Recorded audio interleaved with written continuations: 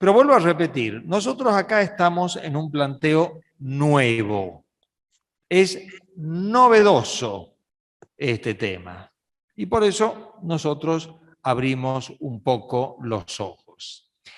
Y podemos decir que parte de la novedad del planteo podemos encontrarlo nosotros en lo que fueron las reacciones contra la definición de la infalibilidad pontificia y de la suprema jurisdicción del Papa, del Romano Pontífice, que fueron definidas en el Concilio Vaticano I, año 1870.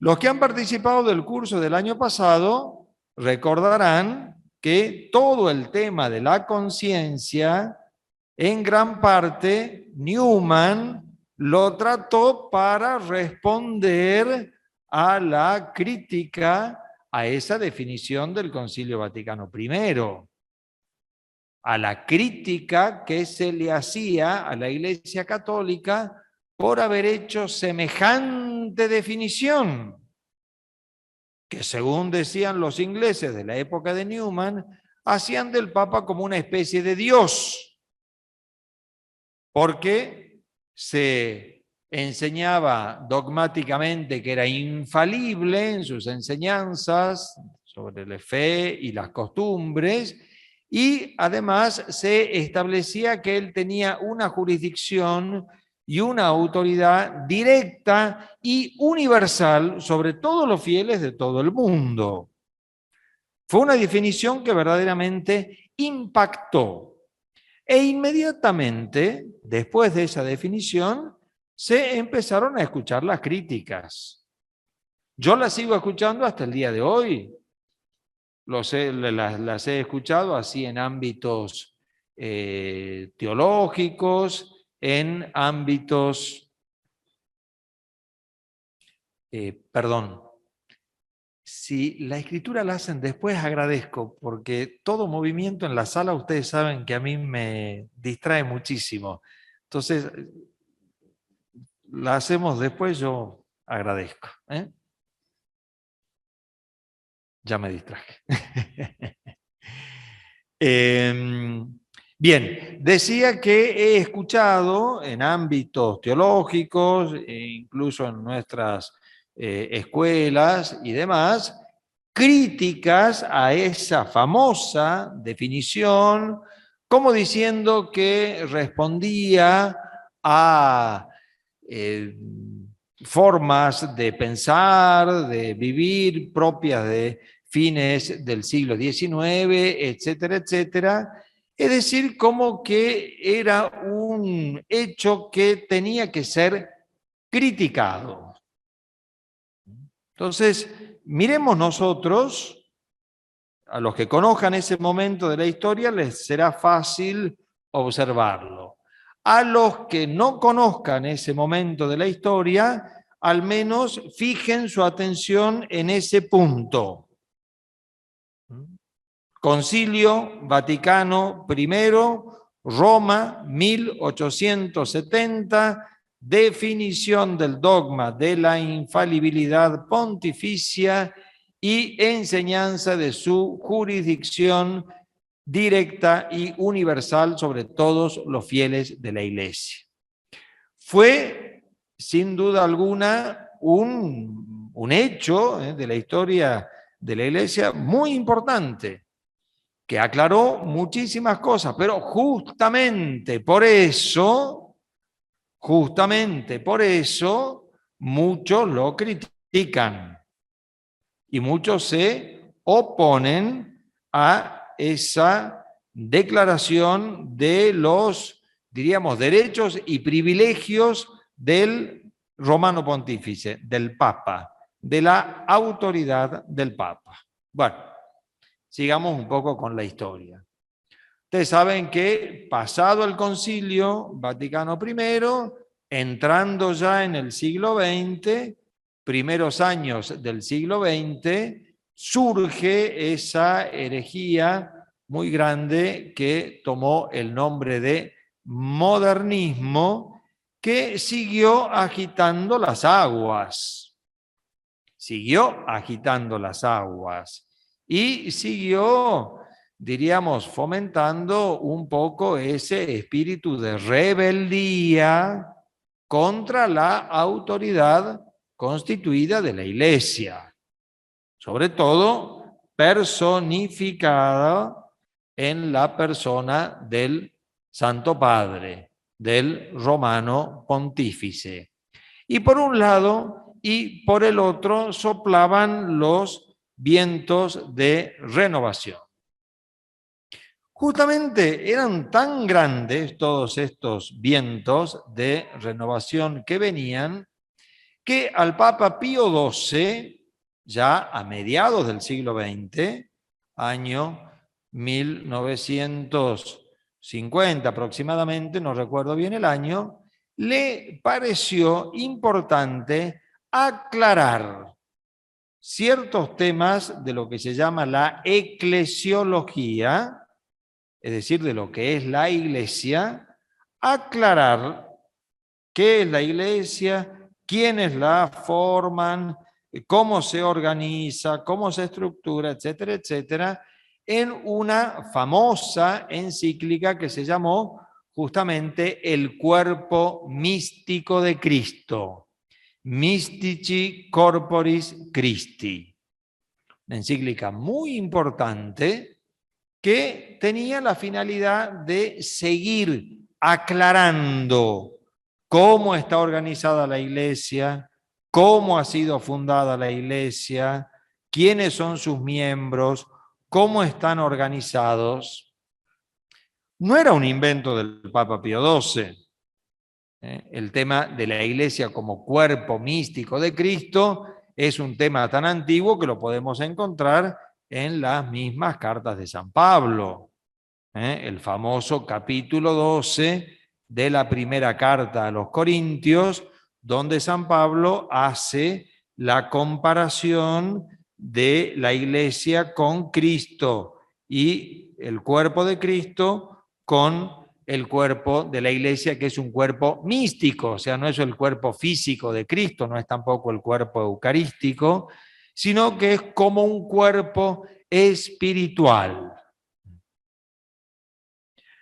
Ahora, lo que llama muchísimo la atención es que a los muy pocos años de la publicación de esta encíclica se convoca el Concilio Vaticano II, año 1962, y cuando se comienza a tratar el tema de la Iglesia, hay una presión muy fuerte de dejar un poco de lado toda esta doctrina tan rica de la encíclica El cuerpo místico de Cristo y repensar qué es la Iglesia, quiénes la forman, cómo está organizada, etcétera, etcétera.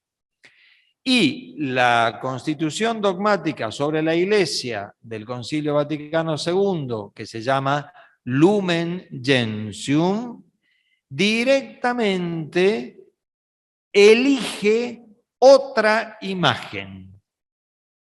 La Iglesia es presentada no ya como el cuerpo místico de Cristo, sino que es presentada como el pueblo de Dios. Cualquiera de ustedes que vaya a leer la Constitución dogmática sobre la Iglesia del Concilio Vaticano II, la Lumen Gentium, podrán ver cómo se hace toda la descripción de la Iglesia bajo esta imagen, la imagen de pueblo de Dios. Ustedes pueden darse cuenta fácilmente en la diferencia de los dos planteos. Si bien también la imagen del pueblo de Dios puede encontrarse tanto en el Antiguo Testamento como en el Nuevo Testamento, etcétera, etcétera, pero son dos planteos distintos. Ustedes dirán, sí, pueden ser complementarios, bien, Pero aquí se presentó como un planteo distinto. Como por decir así, abandonemos esa imagen, esa doctrina sobre la Iglesia y asumamos esta nueva. Ahora, si ustedes piensan en la imagen del cuerpo, todo es más comprensible. El cuerpo como tal hace referencia primero a una unidad, luego a un todo orgánico, hace referencia a los distintos miembros unidos y entrelazados todos entre sí, hace referencia también al orden, a la jerarquía, porque el cuerpo tiene una cabeza, es decir, en un cuerpo hay una superioridad y hay una inferioridad organizada jerárquicamente, etcétera, etcétera. Por algo, San Pablo, inspirado por el Espíritu Santo, describe esa imagen del cuerpo y la aplica a la iglesia. En cambio, en la imagen del pueblo de Dios, todo queda como más confuso. En el pueblo somos todos parte del pueblo. Sí, el pueblo tiene una autoridad, pero la autoridad también es parte del pueblo. Entonces los contornos se fueron haciendo mucho más difusos y la imagen quedó mucho más confusa. Se hacía hincapié en otros conceptos ajenos al concepto de cuerpo de Cristo, por ejemplo, los conceptos de igualdad, todos somos iguales dentro de la iglesia, ¿sí? Cada uno tiene su función, pero fundamentalmente somos todos iguales. Es decir, se hacía sentir un poquito la influencia de las ideas democráticas. Cómo las bases también cuentan, cómo tienen su importancia, cómo no tiene que haber privilegios. ¿Ven? Era un planteo totalmente distinto. Y por eso, cuando se comenzó a hablar sobre el tema de la autoridad en la Iglesia, salió el famoso tema de la colegialidad episcopal. Es decir, que todos los obispos del mundo forman como un colegio, forman como un conjunto y todos gobiernan la iglesia. ¿Ven? Cómo vuelve esta idea de pueblo, de conjunto, de entre todos, sí, por supuesto, recordando al Papa, pero se había llegado a, digo yo, neutralizar aquella famosa definición del Concilio Vaticano I, en donde el primado del romano pontífice aparecía con toda claridad, y aquí en cambio era como que se esfumaba. El uno más. Bueno, esto provocó discusiones muy fuertes y muy grandes en el Concilio Vaticano II, pero bueno, las presiones también fueron muy grandes y finalmente se establece esta nueva doctrina.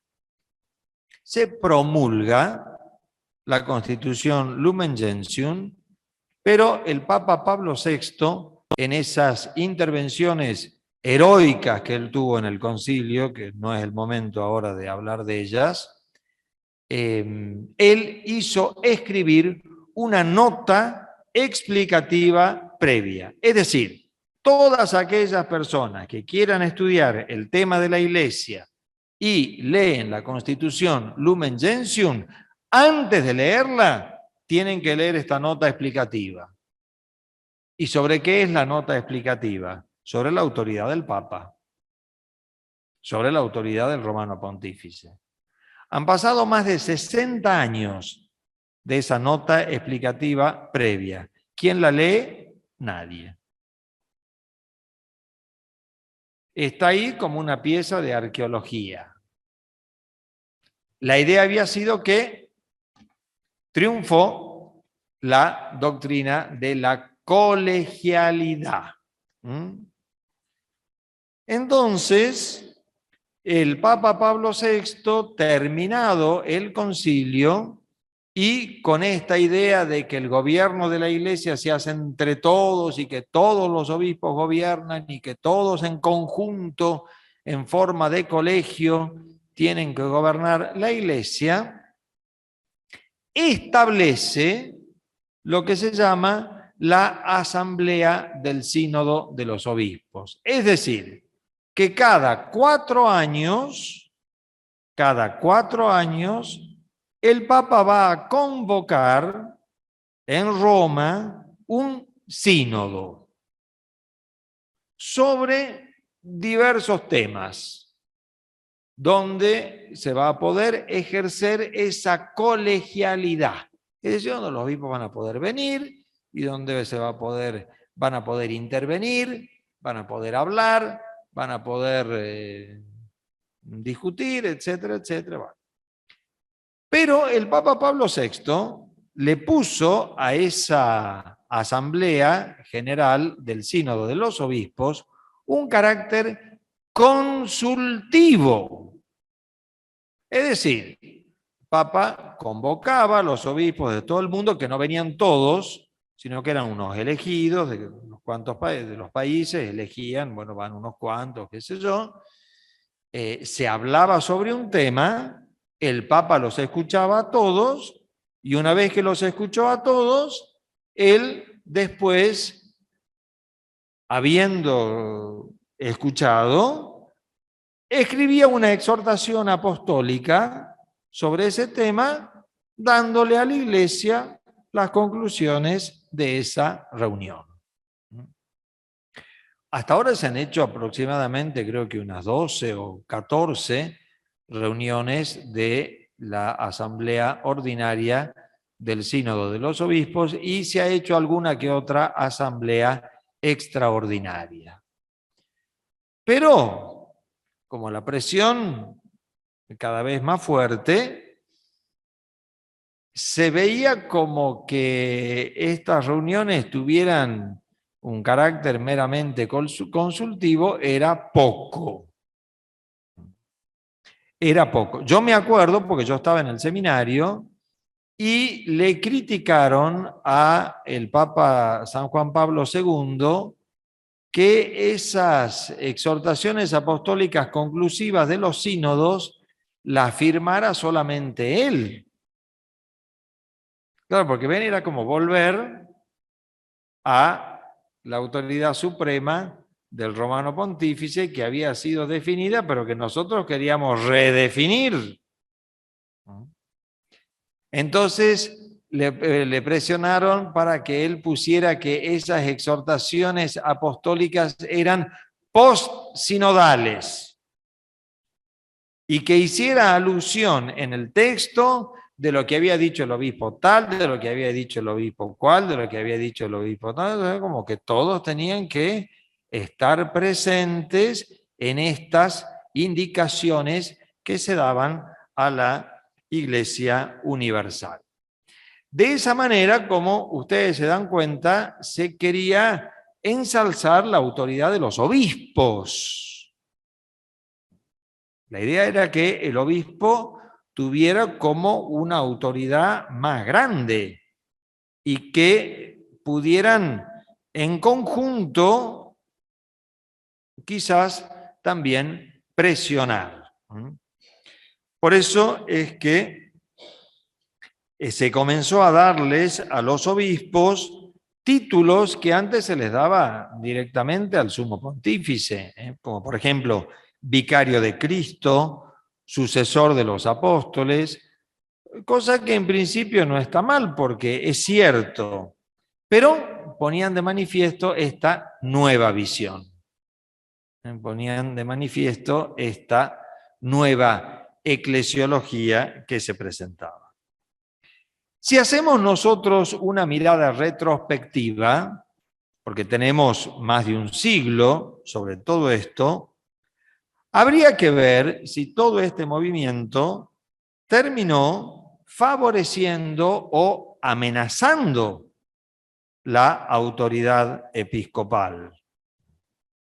Tan es así que la Santa Sede, en la última comunicación que ha hecho al sínodo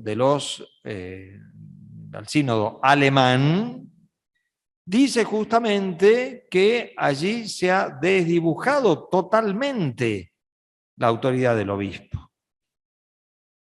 O sea, cómo este tema de la colegialidad, este tema de la sinodalidad, que tuvo como finalidad poner la autoridad del Papa dentro del conjunto de las autoridades de los obispos, finalmente termina como orientándose a una cierta anarquía.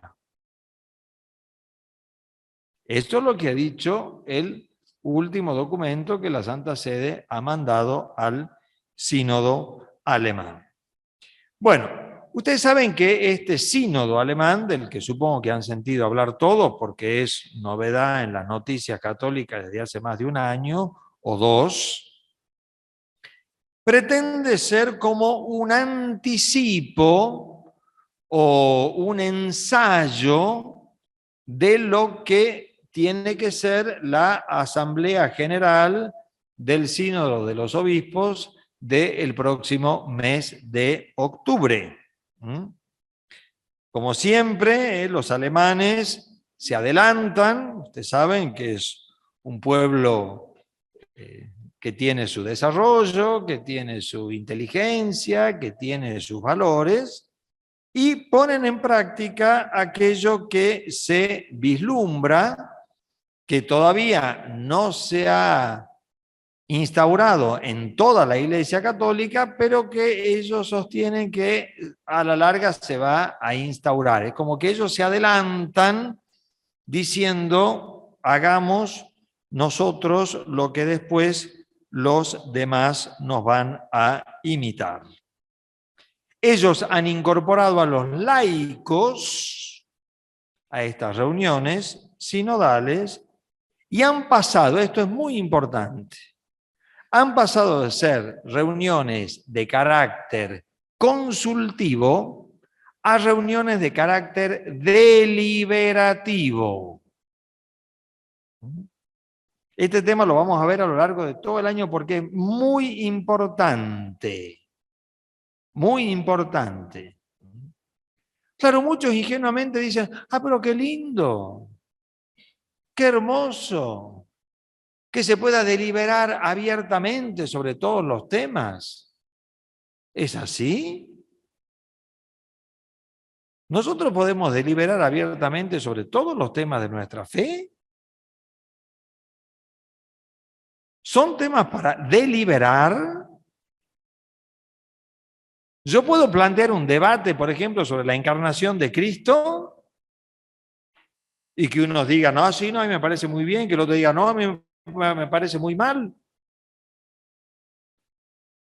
Son hechos que hemos recibido nosotros de la revelación divina. O sea, fíjense ahí cómo se incorpora un elemento que es ajeno a la tradición católica de los sínodos.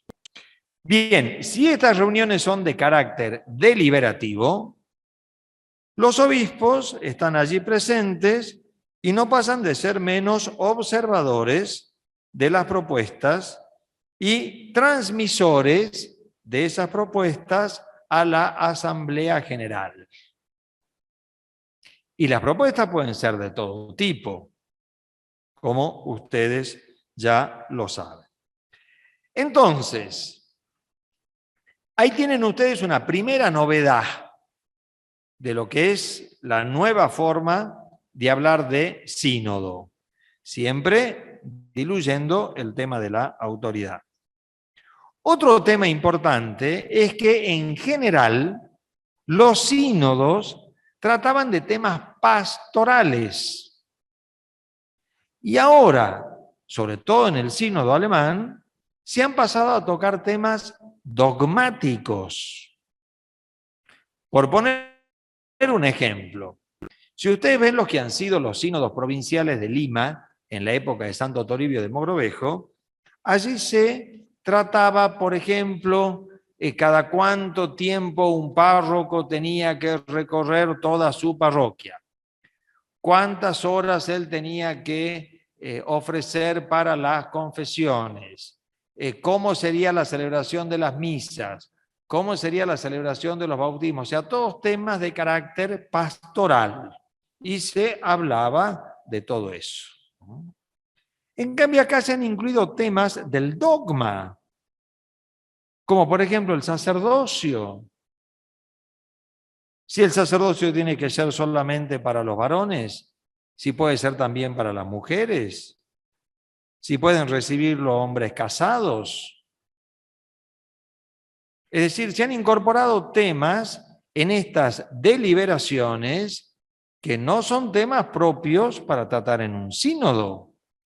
Van a ver ustedes después cómo Newman lo aclara esto y espero que les quede claro a ustedes también. En la encíclica Pascendi del Papa San Pío X, esta es una encíclica del año 1908 sobre el tema del modernismo, él allí decía que los modernistas enseñaban que en la Iglesia había como dos fuerzas que se contraponían entre sí. Y decía él que según los modernistas, la fuerza progresista en la Iglesia estaba de manos de los laicos y que la fuerza conservadora en la Iglesia estaba de manos de los sacerdotes. Esa era, digamos, la ficción modernista. En realidad, las cosas están exactamente al revés. Y Newman lo va a mostrar muy claramente en el documento que vamos a analizar a lo largo de todo este año. Otro punto que ustedes tienen que ir pensando. La realidad muestra que es exactamente al revés. La fuerza conservadora en la Iglesia está en los fieles y la fuerza progresista está en los pastores. Los documentos que Roma ha mandado sobre el tema de la sinodalidad lo ponen de manifiesto. Son documentos que están hechos por obispos, incluso cardenales. Y son estos documentos que proponen estas novedades que en parte he ido diciendo. Y proponen estas cosas que son absolutamente originales. Y si ustedes recuerdan, no el curso Newman del año pasado, que fue sobre el tema de la conciencia, sino el del anteaño, que fue sobre el tema del desarrollo, el famoso tema del desarrollo de la doctrina cristiana, allí Newman nos enseñaba que no hay auténtico desarrollo en la Iglesia cuando aparece una novedad absoluta. No puede darse una novedad absoluta en la Iglesia. La novedad es Cristo. Y a partir de Él, nosotros podemos desarrollar todo lo que Él nos ha enseñado. Pero no algo distinto, no algo nuevo, que es lo que aparece en estas reflexiones que ya han sido motivo de crítica por parte de todas partes del mundo. ¿Y dónde podríamos encontrar nosotros la novedad más grande en este planteo del sínodo, de la sinodalidad? A mi humilde entender, la novedad está en considerar al tema en sí mismo. Es decir, hablemos de la sinodalidad. Y el punto de partida es la sinodalidad. Por lo tanto, tendremos que analizar lo que significa trabajo en conjunto, deliberación entre todos, toma de decisiones con el aporte de todos, intervención de todos, etcétera, etcétera. Y si ustedes se ponen a pensar, en ese planteo van a entrar muchos temas que son propios de la mentalidad moderna, democrática, actual. Como por ejemplo, la inclusión, la amplitud, la tolerancia, la diversidad, etcétera, etcétera. No en vano, el último documento mandado por Roma a todas las diócesis tiene como título Amplía el espacio de tu tienda, para que, ¿cómo se dice? Quepamos, ¿está dicho bien? Quepamos todos. ¿Mm? Bueno, y si ustedes se ponen a pensar, es un planteo del tema de lo que es la sinodalidad en sí misma. Pero nosotros somos católicos. O sea, nosotros somos miembros de la Iglesia. El error está en olvidar el carácter específico de la Iglesia católica y su naturaleza, como la ha querido el mismo Cristo. O sea, el punto de partida tiene que ser otro. El punto de partida no puede ser considerar la sinodalidad en sí misma, sino considerar la Iglesia en sí misma, tal como la ha fundado nuestro Señor Jesucristo, y cómo se puede vivir dentro de esta institución que no es creada por nosotros, sino por Cristo, este tema de la sinodalidad, como ha sucedido siempre en la historia de la Iglesia. O sea, esta también es una novedad muy grande, es un cambio de perspectiva.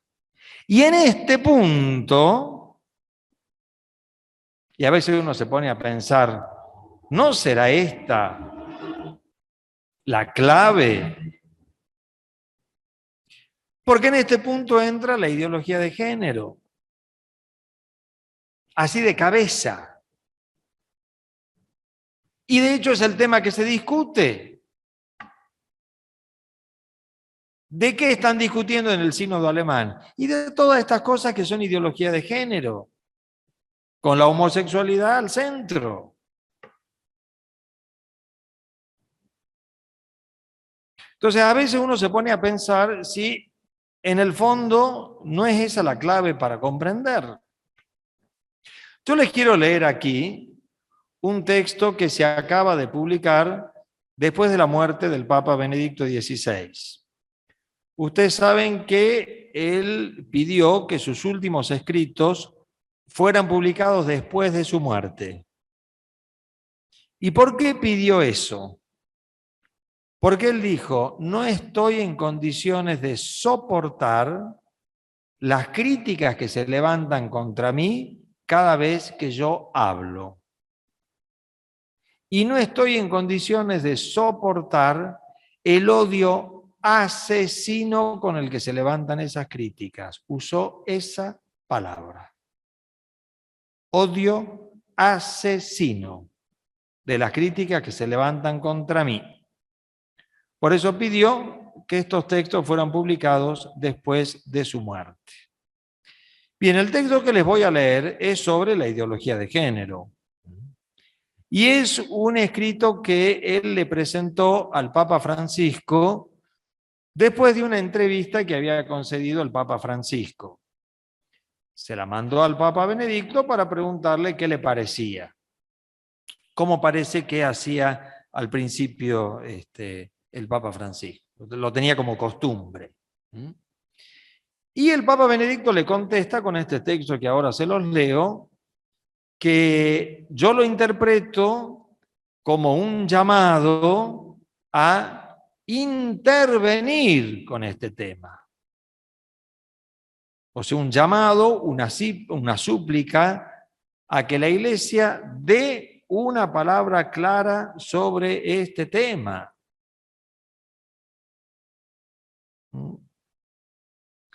Y dice así, a página 463, usted habla del difícil problema de la pastoral para los homosexuales. También aquí estoy totalmente de acuerdo con lo que usted dice. Ya en el Catecismo de la Iglesia Católica hemos tratado de encontrar, después de largos debates con las diversas corrientes, el equilibrio entre el respeto de la persona, el amor pastoral y la doctrina de la fe. Encuentro este equilibrio en sus palabras. Pero también aquí quisiera agregar un aspecto que resulta de los problemas de la propaganda pública sobre este punto.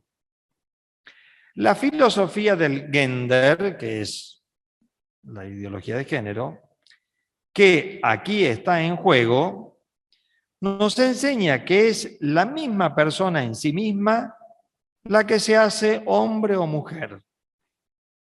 Ser hombre o mujer no es más una realidad de la naturaleza que nos precede.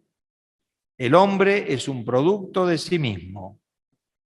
La filosofía de Sartre se concretiza aquí en aquel momento que aún no era previsible.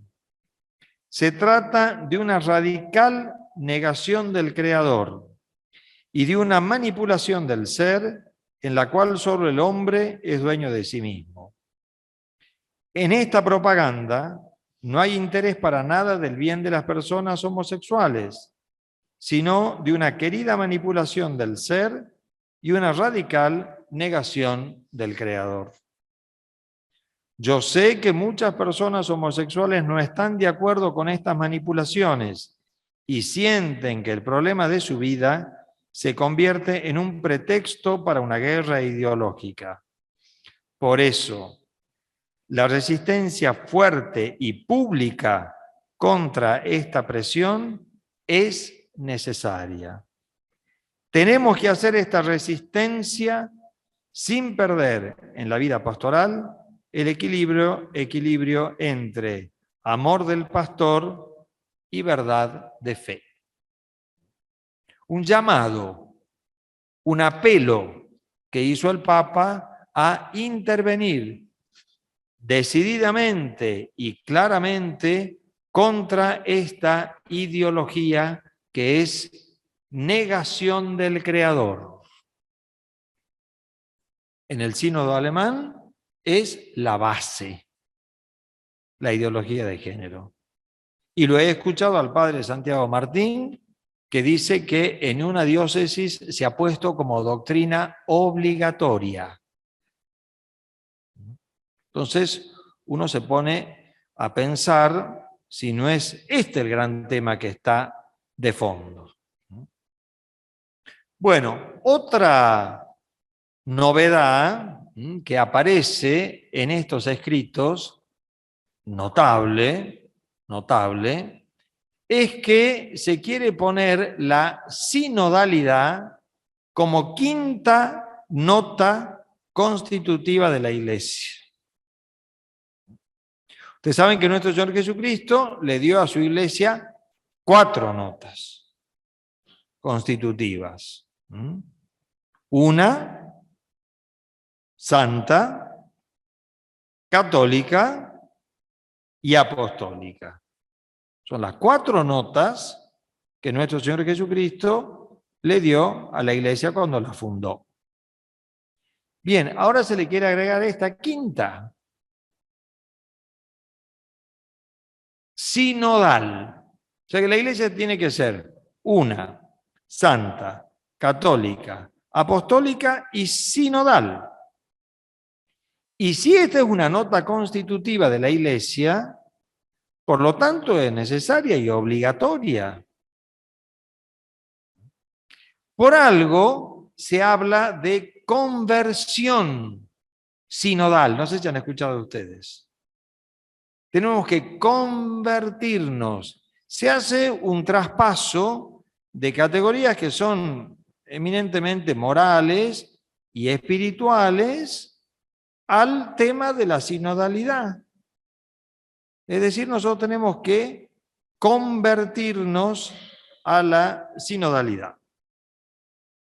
Y por otra parte, otra novedad que se presenta, que esta la paso un poco rápido porque se nos va el tiempo, es el tema de los textos de la Sagrada Escritura que se ponen.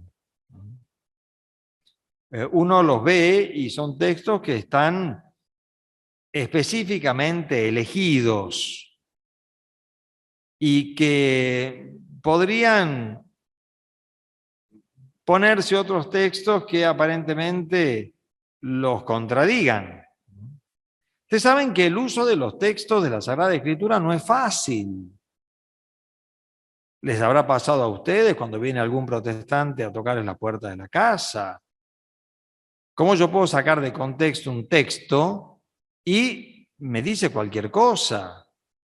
Por eso la Iglesia siempre lee la Sagrada Escritura en su unidad y la interpreta a la luz de la tradición y con las intervenciones del magisterio. Aquí los textos que se utilizan, como este que les acabo de decir, agranda el espacio de tu tienda, uno dice, ¿qué es lo que me quiere decir? Y también pueden encontrar ustedes ahí una novedad en las distintas preguntas que se ponen para la consulta al pueblo de Dios. Bueno, todas estas cosas han suscitado muchas críticas por todo el mundo. Creo que ustedes sabrán que el cardenal Pell, recientemente fallecido, hizo una extensa crítica sobre el tema de la sinodalidad y lo calificó como una pesadilla tóxica. Es importante, está en internet, eso todos ustedes lo pueden leer, está todo publicado. Es muy interesante el escrito del cardenal Pell. Y además él lo tuvo que pagar casi con su propia sangre, porque lo metieron preso, ustedes saben. Con la ideología de género le hicieron una acusación falsa y lo metieron preso en cárcel pública y después lo tuvieron que absolver. Pero ¿quién le paga ese año que se comió en la cárcel? O sea, él conocía por su propia experiencia lo que era toda esta problemática. Por eso nosotros tenemos también que abrir los ojos sobre esto. La Santa Sede ya ha intervenido 3 veces en el sínodo alemán. 3. La primera fue el llamado que les hizo a no cortar la comunión con toda la Iglesia Universal. Es decir, que ellos estaban como comenzando un cisma. La segunda intervención ha sido cuando han ido los obispos alemanes a fines del año pasado en visita ad limina a Roma, las reuniones que tuvieron en todos los dicasterios. Y finalmente, la nota enviada y firmada por los 3 cardenales, el cardenal Ouellet, prefecto de la Congregación para los Obispos, el cardenal Ladaria, que es de la Sagrada Congregación para la Doctrina de la Fe, y me estoy olvidando el tercero, Ouellet, Ladaria, bueno, que es del clero o de la liturgia, prohibiéndoles a los alemanes las asambleas sinodales. Es decir, Roma ha tomado cartas en el asunto y posiblemente esto también modifique la dinámica de la Asamblea General del Sínodo de los Obispos de octubre. Y un golpe grande, reciente, recentísimo, creo que no tiene ni un mes, ha sido que las 4 famosas teólogas de la Iglesia en Alemania, miembros del sínodo, las 4 renunciaron. Dijeron, nosotras nos retiramos de esta asamblea porque se contrapone a lo que es la Iglesia católica. Con lo cual, fíjense cómo Newman va teniendo razón. Ya lo vamos a ver cómo tenía razón. De que los fieles son los custodios de la tradición. Los fieles son los que custodian la tradición. Hermosa la actitud de estas 4 mujeres, seguramente las van a ver ustedes en muchas informaciones, que dijeron, nos vamos. Nos vamos. Bueno, he tratado de hacer esta apretada síntesis sobre el trasfondo de esta temática, sobre las novedades que se presentan y sobre la situación en la que estamos. Espero no haber sido muy confuso, espero no haberlos confundido, y si los confundí, bien, sepan que es una situación confusa la que vivimos. Es una situación confusa. Por lo tanto, necesitamos luz. Y aquí contesto una pregunta que me hicieron. ¿Newman habló de estas cosas? Y bueno, sí habló. Porque él tenía ese como carácter profético propio de los santos y se daba cuenta dónde estaban los problemas y dónde había que aportar luz.